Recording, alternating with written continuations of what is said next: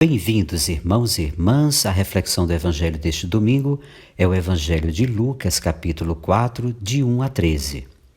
Como Jesus realiza a libertação dos oprimidos, do povo pobre e sofrido.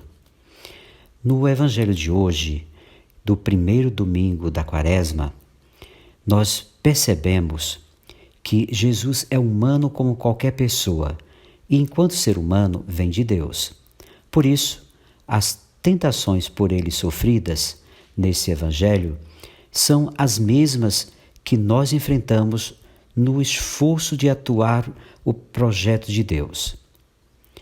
As tentações de Jesus acontecem no deserto, para onde é conduzido pelo Espírito. O deserto lembra o tempo da gestação do projeto de Deus para o povo do Antigo Testamento. Foi lá que os hebreus forjaram a duras penas um projeto de sociedade alternativa em que todos pudessem usufruir da vida em liberdade, sem traços nem sinais da opressão vivida no Egito. Lucas salienta que Jesus foi tentado durante 40 dias. Esse número é simbólico. Lembra o tempo em que Moisés ficou na montanha, sem comer nem beber, a fim de escrever na intimidade com Deus o contrato da aliança para a nova sociedade. Lembra também o tempo em que Elias permaneceu no Monte Horebe, depois do qual desceu para transformar completamente a sociedade do ponto de vista político e religioso. Ainda lembra também os 40 anos de Israel no deserto, com suas tentações de voltar ao Egito, mesmo que fosse para viver como escravo, desde que de barriga cheia. O primeiro ponto, a primeira tentação, ser o Messias da abundância. O diabo é aquele que tem um projeto capaz de perverter o projeto de Deus e de Jesus. Pode ser uma intuição, um projeto, um tipo de sociedade, um partido político, etc. A proposta que ele faz é que Jesus liberte os oprimidos mediante um passe de mágica, utilizando Deus em benefício próprio. Se és filho de Deus, manda que esta pedra se torne pão. Ele quer um Deus que seja garantia de prosperidade, um Deus de palanque, vamos dizer assim. O diabo tenta Jesus num ponto crucial, a fome. Como resolver o problema da falta de pão? Pensando somente em si, na própria fome. Jesus recusa ser o Messias da abundância porque o projeto de Deus vai além de promessas eleitoreiras. Não só de pão vive o homem, mas de toda palavra que sai da boca de Deus.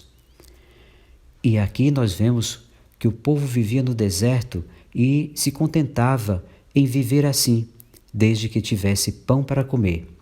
A palavra de Deus, porém, tinha objetivos mais amplos: conduzir todo o povo à plena posse da vida e da dignidade. Jesus recusa-se a ser o Messias da abundância para si, pois sua proposta é a partilha e pão para todos.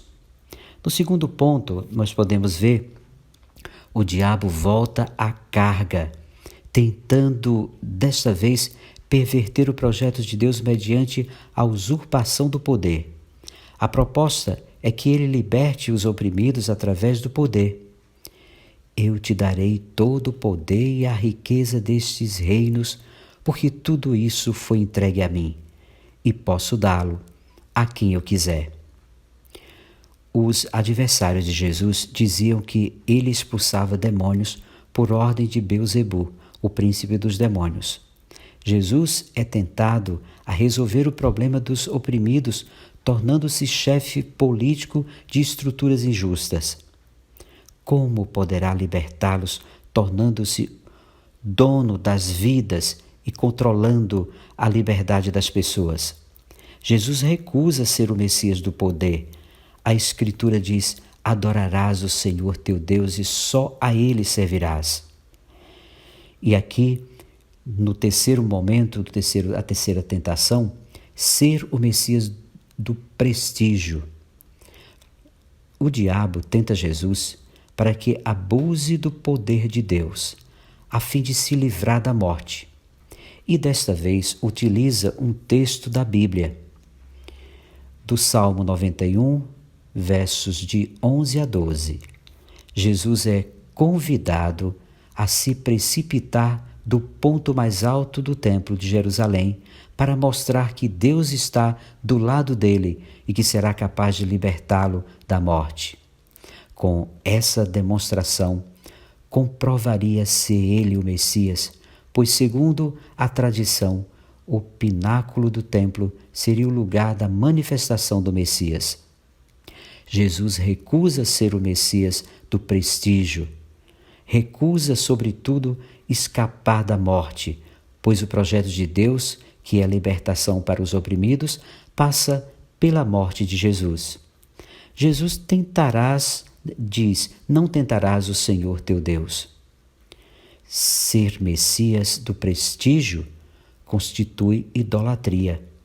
O Evangelho conclui dizendo que, tendo esgotado todas as formas de tentação, o diabo se afastou de Jesus para voltar no tempo oportuno. O tempo oportuno é o final da prática libertadora de Jesus, onde vai enfrentar os chefes dos sacerdotes, doutores da lei e anciãos. Eles personificam as tentações que Jesus venceu. Creem que Deus lhes garante a prosperidade. Acham que é o suporte político para as estruturas injustas que defendem e promovem. Vivem envolvidos pela busca do prestígio. Jesus vai enfrentá-los. É sua última tentação. Eles o matam. Mas a ressurreição é a prova de que o projeto do Pai é mais forte que as forças da morte.